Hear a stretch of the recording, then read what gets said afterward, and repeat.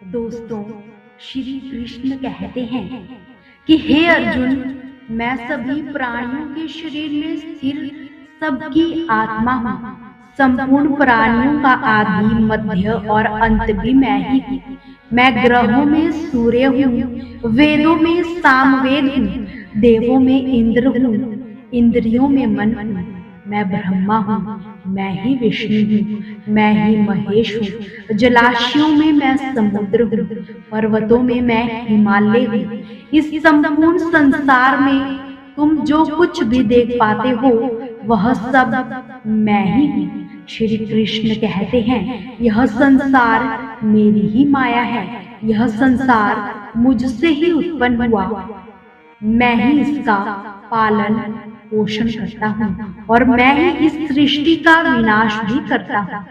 मैं भूत, वर्तमान व भविष्य के सभी प्राणियों को जानता हूँ, लेकिन वास्तविकता में मुझे कोई भी नहीं जानता। श्री कृष्ण कहते हैं कि जिस प्रकार प्रकाश की ज्योति अंधेरे में चमकती है, उसी प्रकार सत्य का प्रकाश भी चमकता है।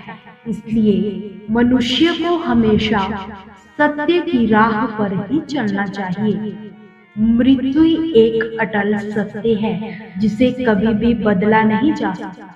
इस संसार का जब से निर्माण हुआ तब से इस संसार में जन्म मृत्यु का चक्र चलता आया है। कोई भी मनुष्य चाहे लाख चीजें जान ले, चाहे वो पूरे जगत को जान ले, लेकिन अगर वह स्वयं को ही नहीं जानता तो वह अज्ञानी है। अगर कोई आपको ठुकरा दे तो बुरा मत मानना, क्योंकि वे वास्तव में आपकी कीमत नहीं जानते। जो रिश्ता हमें रुला दे उससे गहरा कोई रिश्ता नहीं हो सकता, और जो रिश्ता हमें रोता हुआ छोड़ दे उससे कमजोर और कोई रिश्ता नहीं हो सकता। हमेशा शांत रहो, इससे आप अपने जीवन में खुद को बहुत मजबूत पाएंगे, क्योंकि लोहा ठंडा होने पर ही मजबूत होता है, पर गर्म होने पर उसे किसी भी आकार में ढाला जा सकता है। किसी विपत्ति के समय आपको ये 7 गुण बचाएंगे: आपका ज्ञान, आपकी विनम्रता, आपकी बुद्धि, आपका साहस, आपके अच्छे कर्म, आपके सच बोलने की आदत और ईश्वर में आपका विश्वास। आत्मा हमेशा जानती है कि सही क्या है और गलत क्या है, लेकिन मनुष्य के सामने चुनौती तो मन को समझने की ही होती है। मुश्किल समय में व्यक्ति अकेला हो जाता है, लेकिन मुश्किलों की वजह से ही व्यक्ति मजबूत हो पाता है। जो आपको सम्मान दे उसी को सम्मान दीजिए। हैसियत देखकर सर झुकाना कायरता के ही लक्षण होते हैं। हे अर्जुन, जो ना कभी हर्षित होता है, ना किसी से शोक करता है, ना द्वेष करता है, ना कामना करता है, जो शुभ व अशुभ संपूर्ण कर्मों का त्यागी है, वही ज्ञानी मनुष्य मुझे अत्यंत प्रिय है। मुझे पाने के 3 तरीके हैं: ध्यान योग, ज्ञान योग और कर्म योग। इन सभी में कर्मयोग सबसे प्रधान है। जिस प्रकार मनुष्य पुराने वस्त्र को त्याग कर नए वस्त्र धारण करता है, उसी प्रकार आत्मा पुराने शरीर को त्याग कर नए शरीर को धारण करती है। यही है प्रकृति का अटूट नियम। इस सत्य को स्वीकार करके भय मुक्त होकर जीना चाहिए। किसी पर विश्वास करना हो तो उसकी बातों पर नहीं, उसकी हरकतों पर ध्यान दो। बरसने के समय थोड़ा रुक जाने से व गलती के समय थोड़ा झुक जाने से ये जिंदगी और भी आसान हो जाती है। भगवान श्री कृष्ण कहते हैं, जो मनुष्य मुझे जान लेता है उसके लिए इस संसार में और कुछ भी जानना शेष नहीं रहता। ऐसा मनुष्य जन्म मरणों के बंधनों से मुक्त हो जाता है। जो मनुष्य भागवत गीता को पढ़कर उस पर अमल करता है, उसके सारे दुष्कर्मों का प्रभाव समाप्त हो जाता है। जो भाग्य में है वह भाग कर आएगा और जो भाग्य में नहीं है वो आकर भी चला जाएगा। जैसे हवा के झोंके नाव को भटका देते हैं, वैसे ही मनुष्य की इच्छाएं बुद्धि को भटका देती हैं। एक समझदार व्यक्ति वही है जो दूसरों को देखकर उसकी विशेषताओं से सीखता है, उससे तुलना या क्रोधित नहीं होता। शस्त्र केवल शरीर को ही घायल कर सकते हैं, किंतु शब्द आत्मा को भी घायल कर देते हैं। और जो मनुष्य अपने को परमात्मा से अलग नहीं समझता है और ना ही इस शरीर से अपना कोई संबंध मानता है, वह सदा के लिए इस जन्म मरण से मुक्ति पा लेता है। खुश रहना है तो अपनी जिंदगी के फैसले अपनी परिस्थितियों को देखकर ले। दुनिया को देखकर जो फैसले लेते हैं वो हमेशा दुखी ही रहते हैं। जो व्यक्ति आध्यात्मिक जागरूकता के शिखर पर पहुंच चुके हैं, उनका मार्ग है निस्वार्थ कर्म, और जो भगवान के संयोजित हो चुके हैं, उनका मार्ग है स्थिरता और शांति।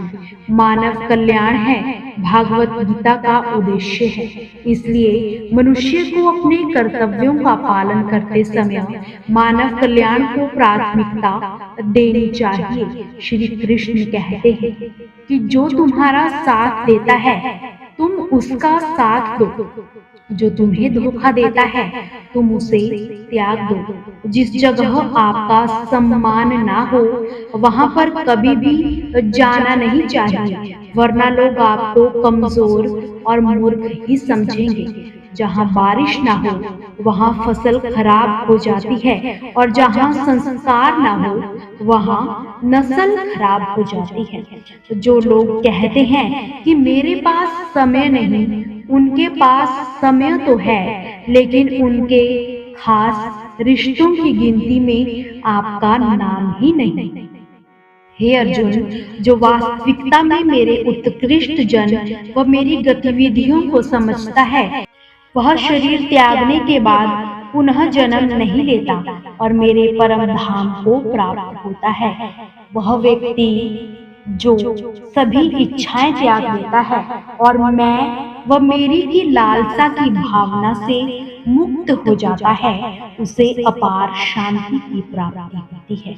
जिस मनुष्य के अंदर ज्ञान की कमी है, ईश्वर में श्रद्धा नहीं है, वह मनुष्य कभी भी जीवन में आनंद और सफलता को प्राप्त नहीं कर पाता। ईश्वर ने जो कुछ भी हमें दिया है वही हमारे लिए सर्व पर्याप्त है, और यही एक अटल सत्य भी है। संयम, सदाचार, सेवा व स्नेह, ये गुण सत्संग के बिना नहीं आते। ईश्वर से की गई प्रार्थना से इंसान की स्थिति या तकदीर बदले या ना बदले, पर उस प्रार्थना से इंसान के चरित्र में बदलाव जरूर आता है। बस बात इतनी मधुर रखो कि कभी भी वापस लेनी पड़ जाए तो स्वयं आपको कड़वी ना लगे। खुद में थोड़ा स्वाभिमान होना भी जरूरी है, वरना लोग आपको वहां भी दबाने की कोशिश करेंगे जहां आपका अधिकार है। कोई एक महापुरुष आत्मा को आश्चर्य की भांति देखता है, वैसे ही दूसरा कोई महापुरुष ही उसके तत्व का आश्चर्य की भांति वर्णन करता है, तथा दूसरा कोई अन्य ही उसे आश्चर्य की भांति सुनता है, और कोई कोई तो सुनकर भी इसको नहीं जान पाता। श्री कृष्ण कहते हैं कि दुख सुख को सम्मान समझने वाले ये स्त्री व पुरुष की इंद्रियों और विषयों के संयोग कभी भी व्याकुल नहीं करते, वही मोक्ष के योग्य होते हैं। जब तक तुम अपने आप से हार नहीं जाओ, तब तक दुनिया की कोई भी ताकत तुम्हें कभी हरा नहीं सकती। दोस्तों, आपसे फिर मुलाकात होगी श्री कृष्ण के अनमोल विचारों के साथ। हमसे जुड़े रहने के लिए हमारे चैनल को सब्सक्राइब कीजिए और वीडियो को ज्यादा से ज्यादा शेयर करना बिल्कुल भी ना भूलें। जय श्री कृष्ण।